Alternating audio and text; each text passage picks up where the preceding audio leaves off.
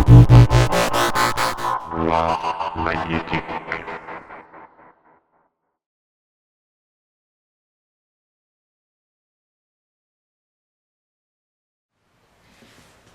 Mr. Baer. I'd like to ask a question. Sounds silly. Can you? We know the inventor, the man who created the whole world of video games console and who created the Odyssey, the Simon. But who is Mr. Baer? Who is Ralph Baer? Well, I'm 90 now. I've been in this country for 75 years, 76 years. Born in Germany, got thrown out of school by the Nazis at age 14, worked in an office, got lucky to be able to come over here because we had all these relatives in New York who'd been there since 1895, 1905.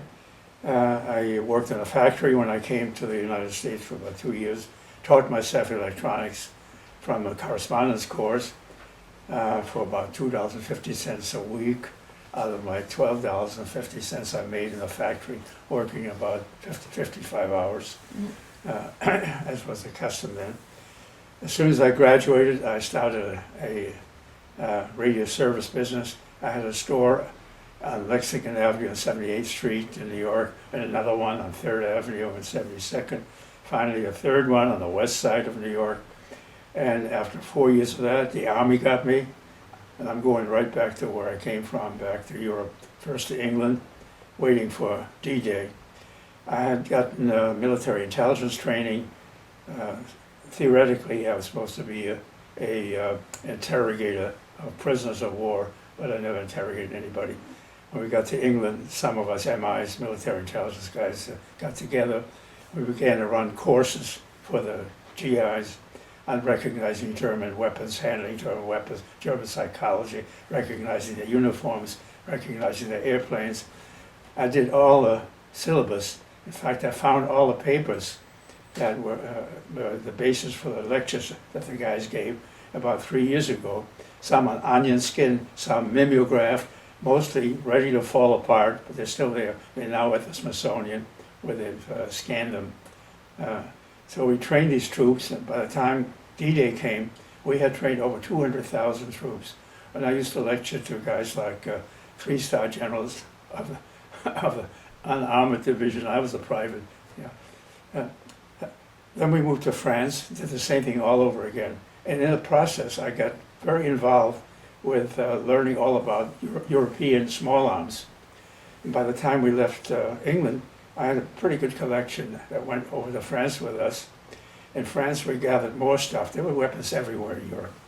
By the time the war was over, I came back to the States with 18 tons of small arms, about 100 crates, set up 3 exhibits. The biggest one was in Fort Riley, Kansas. Wrote a book on the history of machine guns and almost stayed in the service, but didn't. Then I went to school on the GI Bill of Rights, became an engineer, got the first TV engineering degree ever given in this country, worked on television sets for a while, and then got into military electronics. Eventually wound up here because we had a small company down New York. We had all kinds of contracts, mostly military contracts, but not the money to get them into production, so we were bought out by another company. They had an empty building up here. Next thing we know is we're moving to Manchester, New Hampshire, wherever the hell that is, someplace on the way to the White Mountains. And I've been there ever since 1955. As far as where I was sitting right now, I built this house in '57, been living here ever since with my wife and 3 kids. My wife died in 2006. Unfortunately, on a Friday, the next Tuesday, all my family and I were in Washington, and I had the President of the United States hang the National Medal of Technology around my neck, and my wife didn't quite make it. So since then, I've been rattling around alone in this place. About 35, 40 years ago, I decided to get out on my own, build electronic toys and games.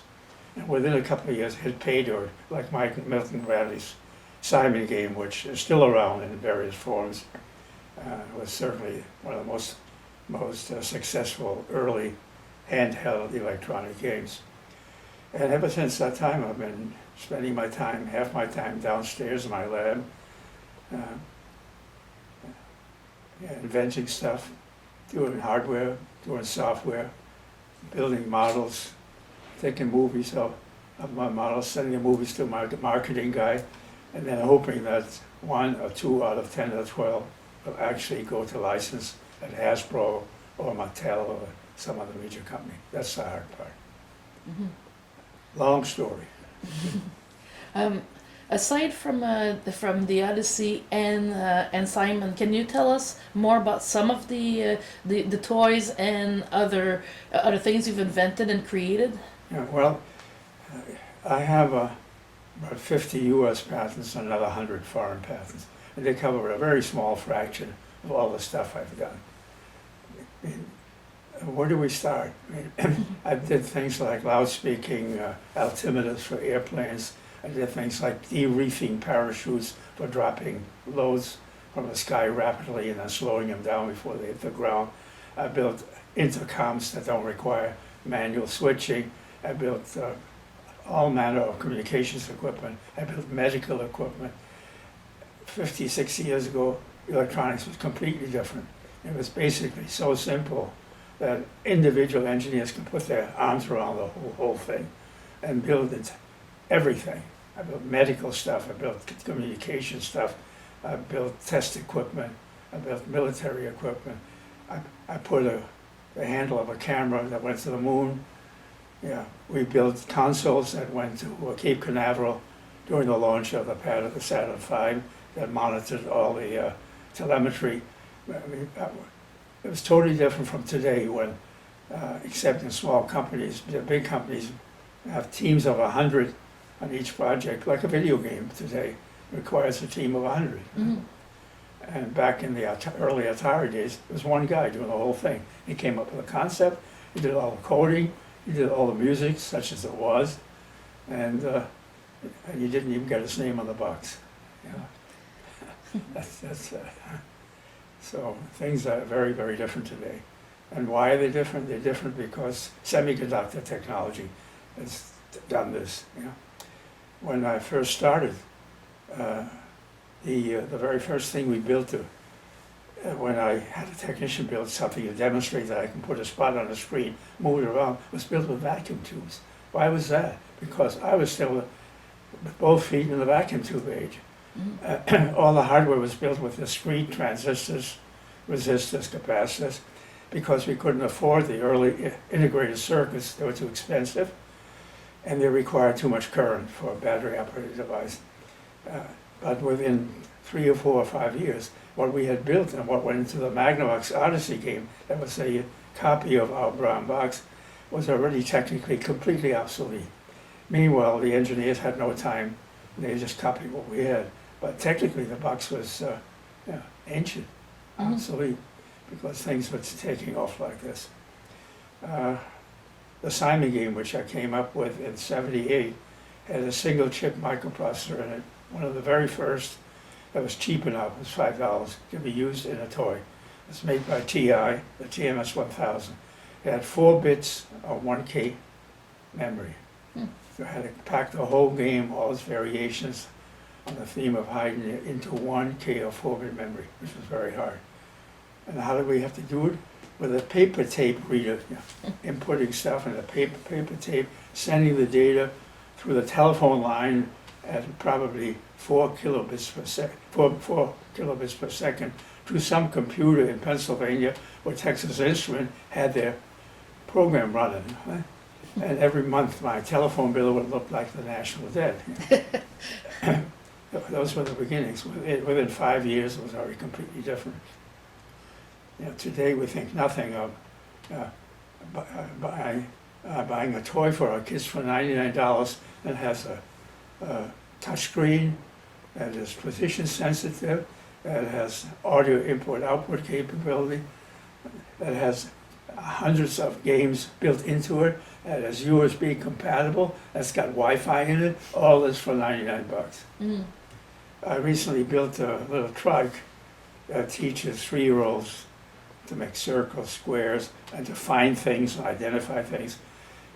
Looking at the bill of material price with Chinese prices, the processor, which can hold 60 seconds worth of speech and has all kinds of input-output I/O capability in chip form, is 27 cents. Right?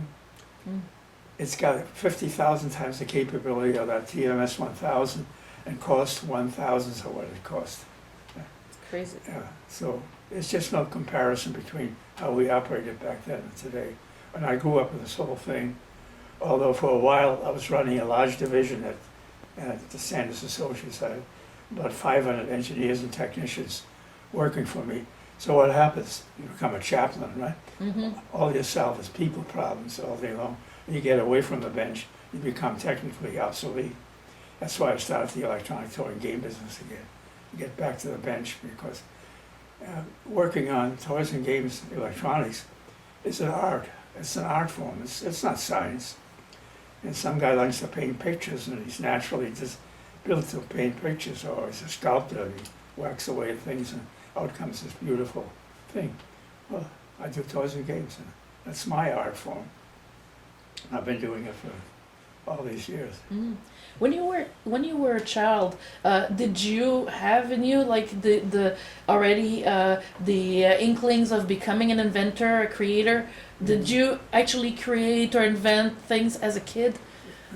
No, not really. Mostly because the only thing I had to play with that was anywhere near technical was the German equivalent of an erector kit. Mm. But we didn't have enough money to buy a motor. So I used to build fancy things like differentials, the stuff that's in the back of a rear axle driven car with a bunch of crown gears and all this stuff. But that's about as close I came to being technically aware. I was a great storyteller, so was my sister. And I'm still a good writer for that reason. Of course, I started writing stories and eventually books even before we left Germany. And a lot of other kids in school did too. Think about that in terms of today's kids. To get them to read is a job and a half. To write, forget it. Texting, yeah. Writing, it's not in the inventory. So the answer to the question is no. But the minute I got to the United States, I worked at a factory, and one of my jobs was to punch 2 holes in a little pad that went into a box, inside of a box for Avon, for nail files and clippers and that sort of stuff. And instead of putting 2 holes into each pad one at a time, I built a machine out of wood with a jigsaw that allowed me to put about 10 pads in there and come down with a handle, and an eccentric would put a pressure pad down first, and I would come down with the rest of the motion to drill punch holes through 10 of them at a time. And I think when the guys, the management in the factory I worked in, saw that changed their opinion of me like this. Mm. I think that was the beginning of my inventing career. I did a lot of things once I became a technician. I did a lot of things that you would recognize. I grew up in the days of 78 RPM shellac records, 9-inch records, and 12-inch records. And one of the first things I built was a noise reduction circuit, long before Dolby was out of knee pads. Mm. And it was a very simple thing. It was a circuit that rolled off the highs as the volume got lower, because when the volume is low, then the hiss, the shh noise from the record becomes predominant. And this thing just looked at amplitude of the signal, rectified it, made a DC control voltage out of it, which when the voltage got lower, reduced the bandwidth of the circuit I was working on the principle that when the volume is low, your ear can't hear the highs anyhow. So that's pre-Dolby. Right? I built RF oscillator modulators so you can play your phonograph through your radio 15 feet away. I had a funny experience I want to relate. One day I'm playing a record of the Andrews Sisters singing the beer barrel polka. That was very popular. and I'm playing it through my radio 10 feet away. As the record stops, there's silence for a second. Then it starts all over again. Andrew sisters singing the Beer Barrel Polka. My hands went like this. What I had done was suppress a radio station with my powerful signal, and as I stopped playing it, the radio station came through, shut off my oscillator, and it just happened to be tuned to a station that just happened to play the Beer Barrel Polka singing, sung by the Andrews Sisters. But that was pretty scary. I was having notions of, singles going round and round up there and coming back. In your book, I read that you're back in 1950. You had the idea for incorporating a game into TV, and it never went through because your supervisor asked you to just continue working on the TV itself. But do you think if you had gone through with it, do you think that video games would have evolved much faster than it did? Probably not, because we were in the vacuum tube days, and it was just much too expensive. Think about it. I built an intercom, like I said earlier, that had no switches. It switched itself back and forth. If you look inside that machine, there were 2, 4, 6 dual triads in there. Each one of those drew 6.3 volts times 0.3 amps. That's 2 watts times 12 is 24 watts.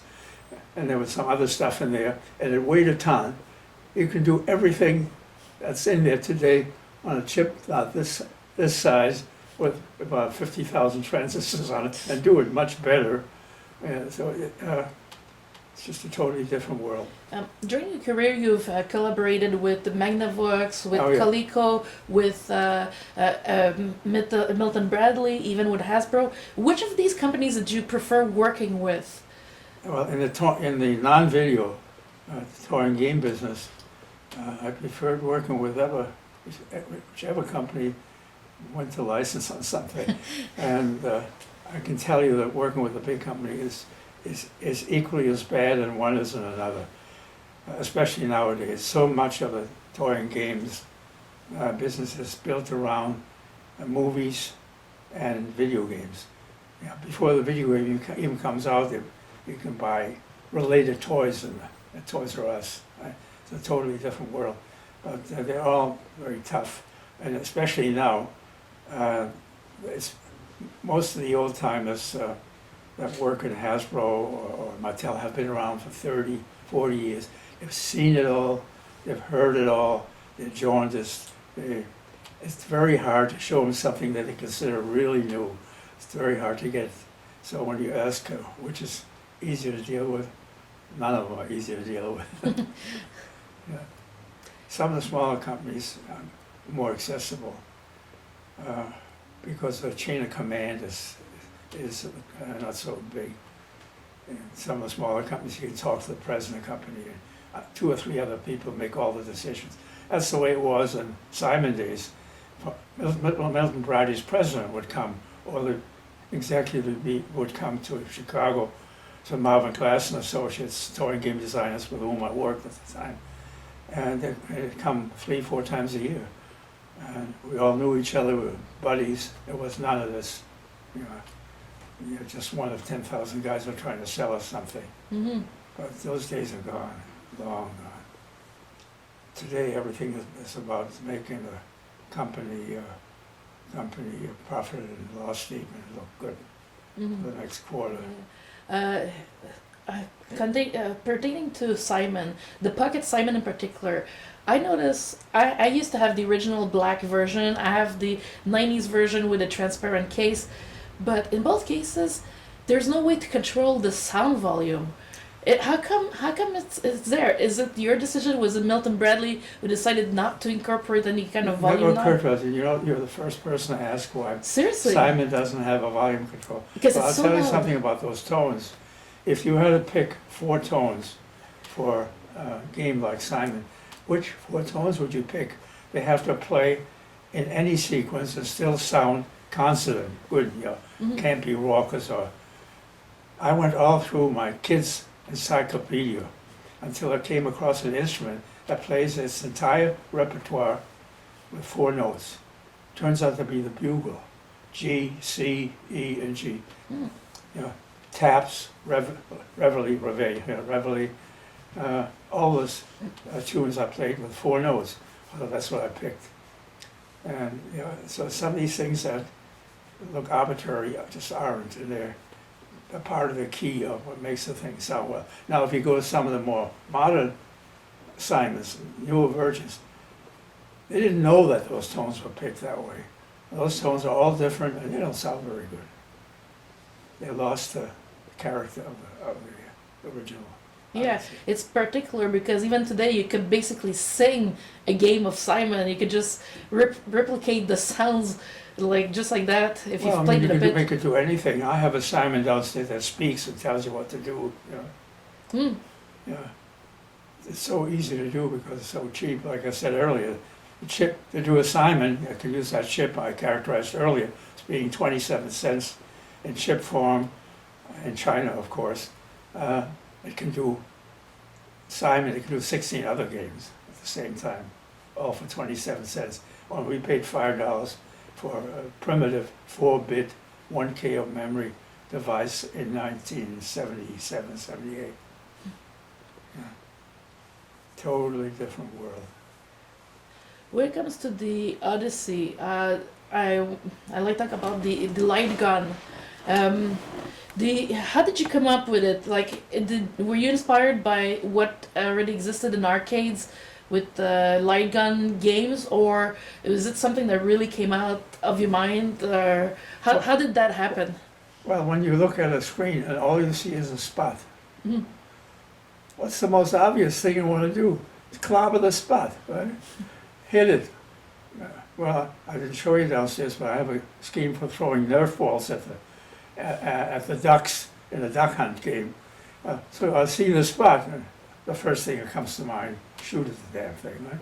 So I send my technician, Bill Harrison, to a store. He comes back with a plastic rifle. We rip out some stuff, find some room for electronics, and we're shooting at the screen. And even before that, I look at that spot and I say, if I can make that spot blink 1,000 times and another spot blink 1,001 times, I can use a very simple circuit to tell the difference by pointing a little photosensor at it. And this one's the right answer to a question, and this one's the wrong answer to a question. And now I can run quiz shows. We did that before we did anything else. Mhm. So you just look at a spot, and it talks to you, right? Here's what you do with me, right? And as you said earlier, I mean, like everybody else, I've been in arcades and love shooting at targets. So it all comes together up here. So shoot at the damn thing, right? Make it go off. Yeah. And the next thing is you have somebody move it. Right? So now you have a 2-player game. All the games we built back in 66, 67, 68 were 2-player games. Never occurred to us they wouldn't be family games where at least 2 people take a part in playing games. Because normal family games are always played by 2 or 4 people, Mhm. or 3. Right? No, it's interesting. That's another example of going full circle, because now you had like a time where there were a lot of one-player game, and now we're back to like multiplayer games. Right, exactly. Yeah. We thought of that back in 68 when we dealt with teleprompter and tried to get them to provide good-looking backgrounds over which we could key our primitive symbology. And there was no reason why they couldn't send along voices or somebody in the studio, right? That was all talked about, except it was much too early technically. And besides that, all the cable companies were going broke at the moment, and that put the kibosh to everything. Yeah, Mhm. yeah, all had negative cash flows. Did you play any penny arcade games like Rayovac? Probably not. To me, it was just shooting at a spot. Yeah, but of course, there are. I mean, it's up to the player to make the game more complicated. Right? You move the spot around. You put an overlay on top of the screen with windows, where the spot pops up like a guy. Like the overlays for the Odyssey game of a building, that's all black with cutouts for the windows. So the person that's moving the spot around can make like the intruder, right? And pop up behind the window, or the other guy tries to shoot at him. So it becomes a two player game. What you can do with one spot or two spots is all up to imagination, right? Mm-hmm. Nowadays, people don't use much in their imagination because they're giving such a full plate of variety that there's no room left for imagination, just for speed, skill, and memory, dexterity. Your career makes me think a little bit of Gunpei Yokoi at the Nintendo. Have you ever met him? He invented a lot of things for Nintendo, including the Game Boy, including the light gun. Of course, I read a book. In fact, I have a French book down in Paris by a firm that's now doing a book, converting my book, Video Games Is from it the Pix and Beginning, Love? into French. And that'll be out in a couple of months or so. There's a book about him. He's quite a character, but I never met him. I might have seen him somewhere along the line, but I've never met him personally. I met a lot of other people personally, like Nolan, of course, Bushnell, Alan Alcorn. The last time I saw Alan, we were invited to speak at an IEEE conference, and I think it was in California, and he was working my laptop for me while I was speaking. And when he spoke, I worked his laptop for the PowerPoint presentation on the screen. And then we played a game on brown box that I brought along with me. So, but beyond that, I really haven't met many other persons. After once the Odyssey came out in '72, I tried to support Magnavox, and a whole bunch of ideas went from me to them, and we had a special contractual relationship that allowed me to work for them, work between two companies. They never, ever did anything I gave them. For example, we recognized the fact that there was no sound in the Odyssey, so I built a gadget I plugged into the back of the Odyssey in the winter of '72 to '73, downstairs in my lab. They didn't do that.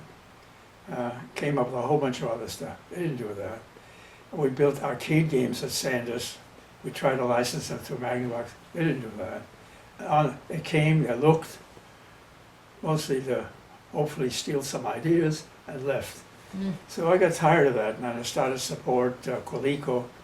And Coleco was the first manufacturer to use the General Instrument GI AY3-8500 single chip video game machine, which made it much simpler for people to get into the business. And after that, there's sort of a forgotten period in time, 76, 77, 78, the whole world, especially China, India and other places, made video games by the billions based on that chip and several other single chip devices. It made it simple to build basically pong game. We got all those guys on the license based upon my patents, the patents of my associates, and we made a lot of money. In fact, we made so much money that after a while I was making more money for the company on licenses than the biggest division in the company. We were a company of 10,000 people, biggest company in the state. So I could do what I wanted to. They didn't care what I did, as long as that spigot was open, the money was coming out by the cubic foot, And so I did. While I was still there, I already started my own touring game business downstairs, and eventually, by the time I got to be 66, I think, I quit. Although I left the company on a Friday night, turned in my badge, came back on Monday morning, I got a consultant's badge, moved into my same office. But I got tired of the routine there, and I left and started the touring game business. And almost immediately I began to work for Marvin Glass and Associates in Chicago, who have been around for a long time. And there we did Simon, Computer Perfection, and lots of other 4-bit microprocessor games of that 77, 78, 79 genre. It's been up and away ever since, except it gets tougher and tougher. But it's an art form. I mean, what else would I do? Mm. Well, I can tell you a few things I would do. I have about 3,000 stereo realist slides. We have them because we took, through our entire married life, we took pictures with a stereo realist 3D camera. Wow. Except that my wife didn't label them, except for a few of them. That was her revenge in life.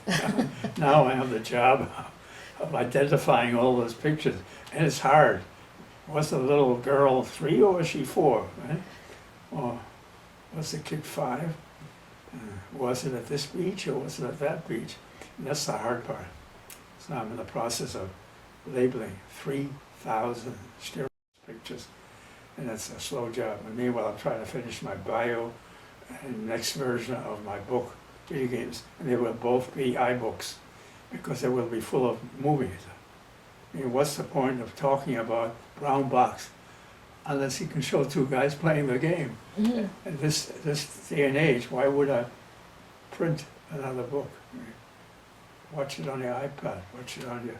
I find it a perfect match between you, such a creator and inventor, and in electronics, doing something for the like a multimedia format. Yeah, it's natural, and also Apple makes it easy now to port things like a Microsoft Word document that has pictures, like .doc pictures, and movies, .move or other formats of video, and import them directly to your iPad by a program that's free. And I'm in the process of doing that. But I have to learn a lot. Like everything else, it's easy, right? Until you get and try to make it look halfway decent. And it turns out it's not so easy, right? But it's doable and it's going to get done. So if I don't run out of time, which is always a factor hanging above a guy who's 90 years old, I will have 2 books out. Next version of Video Games in the Beginning, and my bio, which is already 450 pages long or something like that, because it's full of pictures and movies. Not that much text. Although every time I look at it, it's like I guess like any author. Yeah, you look at what you've written a year ago, and you can't stand it. You know, it's got to be rewritten, right? So there's never an end to it. It's like engineers building something. The first 99%, they're done on schedule, right? The last 99%, they never happen unless somebody in management gets into the act and says, that's it, you're done. Because the engineer will always find something else to futz with and to improve. He won't let go of his baby, right? So I got a little bit of that problem right now. There's also, when you write your own bio, it's very hard not to write a serial story of what you did on day 1, day 2, day 3, day 4, which can get very boring. Got to jump around a little bit, you have to have some human interest stuff in there. And that's not easy to do for an engineer writer. And not just the facts, you have to let people know who you are. Exactly.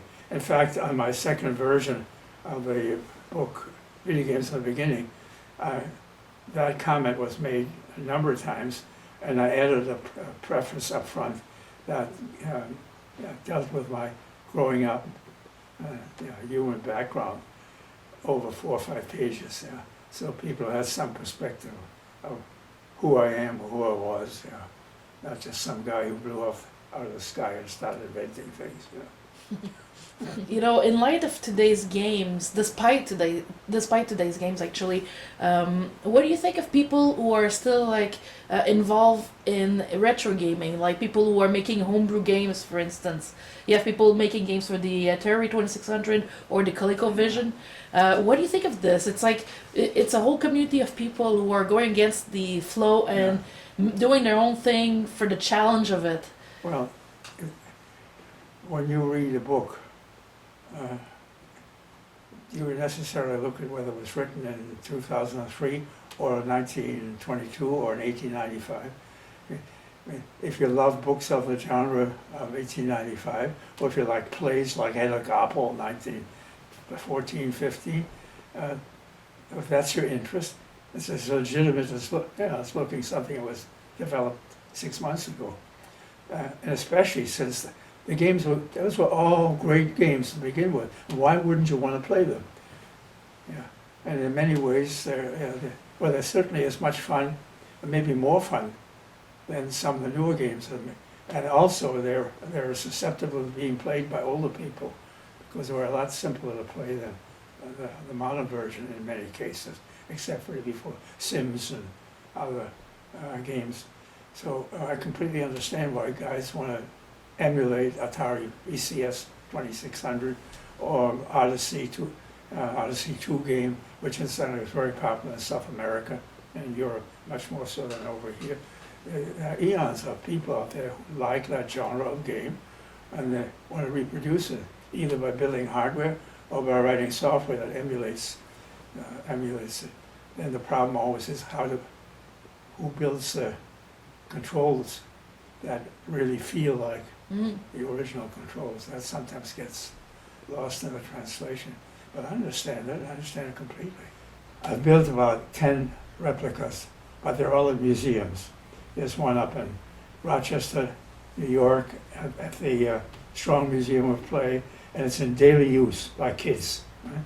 It's at the MoMI, the Museum of the Moving Image in Astoria, New York, where kids by the hundreds come through with school groups every day, and the brown box is being used every day of the week. There's also a number 2 chassis sitting there, which is not in use. And they had a number 3, and they had a number 4, and I asked them to send them back so I can duplicate them down here, and you saw them downstairs. I haven't. Hopefully I don't have to return them, because they sat in a cardboard box for 5 years. And that was not the intent when I put all that time and energy into replicating these boxes. But where else are they? There's a brown box at the Computerspiel Museum in Berlin. There's a brown box at the Heinz Nixdorf Museum in Paderborn, Germany. There's one in Paris, France, with my friend David Winter, yeah. Winter. There is one at the Science Museum in Tokyo. They're great guys to work with. There's one at the Computer History Museum in Mountain View, California. And of course, all the original stuff is at the Smithsonian, where they take it out every once in a while and show it. Every once in a while they put on a show, they bring me in, and my technician, Bill Harrison, who built all this stuff, and bring in kids and their parents, and I bring in the replica box and put it next to the original brown box, but the original still plays. It still works. I was down in the vaults in the Smithsonian American History Museum once, where they were filming a series of movies. Forgot what they were called. Something from the vault. And when I first came in, there was my brown box laid out on the table. Right behind the table was a big crate. Open up the crate, there's original Pong game, Atari Pong game. I plug in my brown box to it. Television set, doesn't work. I plug it into my replica brown box, doesn't work. Must be batteries, right? I take the batteries out, we buy some new batteries. The old brown box works like a charm. Right? The last time we just showed it to a bunch of kids and parents, worked like a charm. I can remember when it didn't work like a charm.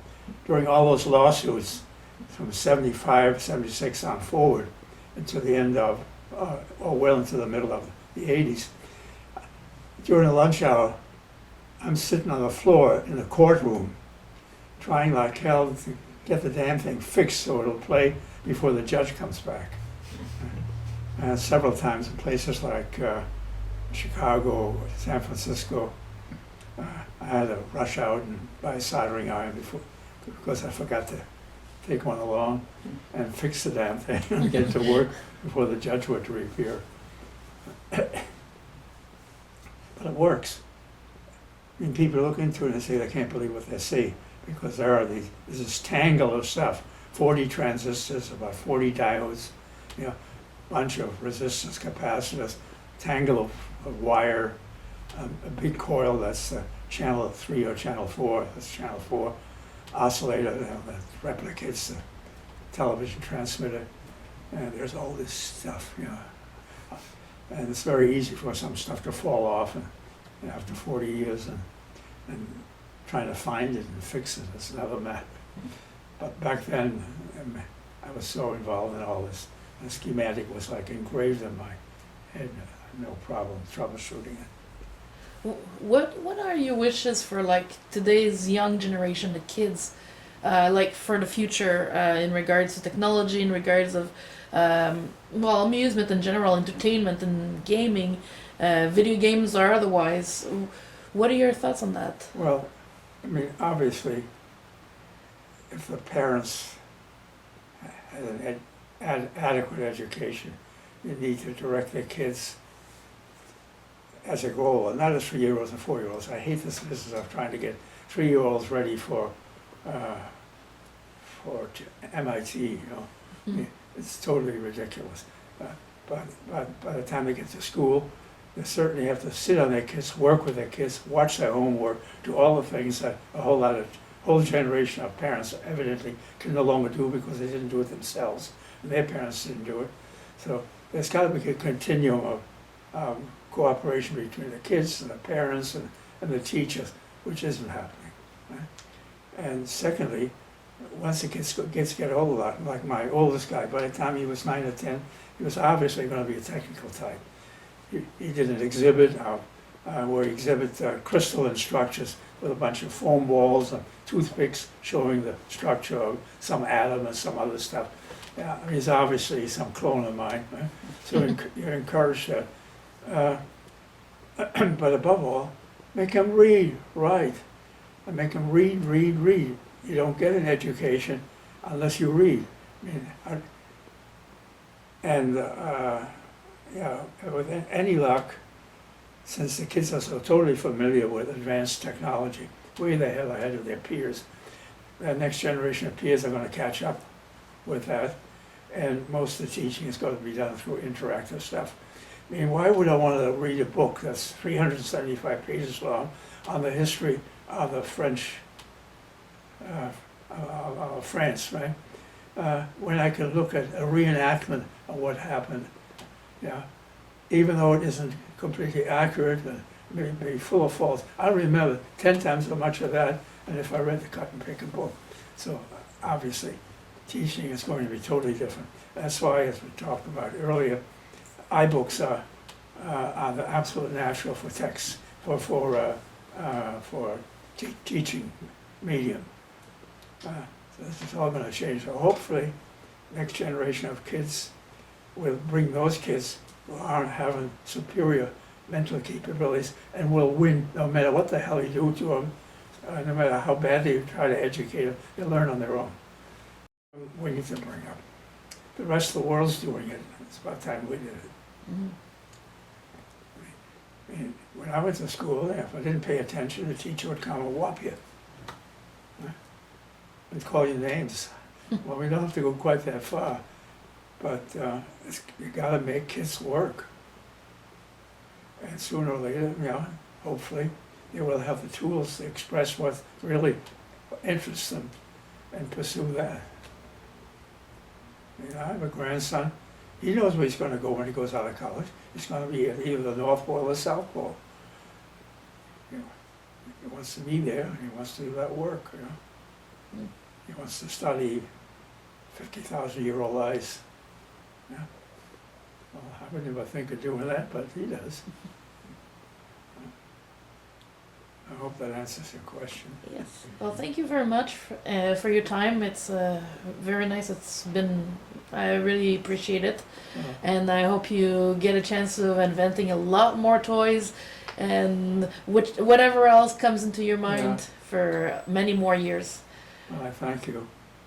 I'm going to Florida on Sunday. We have a place in Delray Beach, and part of my family be down there. Otherwise, I couldn't go. Because right now my health is kind of shaky. I had a really miserable winter and with a sciatica pain, and that set me back, and now I've got other problems. I'm not nowhere near the guy I was a year ago. So, you know, get to this age you can see things going downstream. So So I do what I can. Primary objective is get those books finished. And hopefully the pictures and that interweaves, because as I scan these pictures, I identify them, scan them.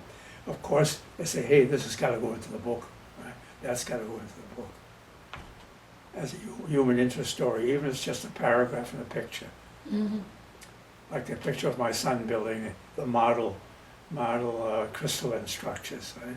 Yeah, I find it's particularly interesting if you have children or grandchildren or that went the same way as you, Yeah. who's similarly at least there are technical types or scientific types or that's interesting to see as well. Yeah. Like if you Yeah.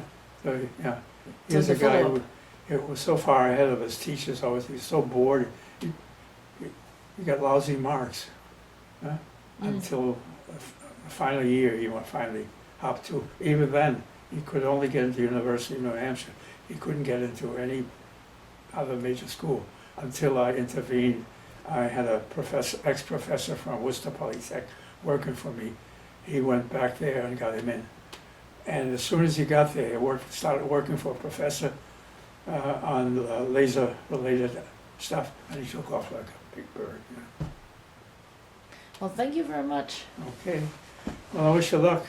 The time is almost lunchtime. Huh?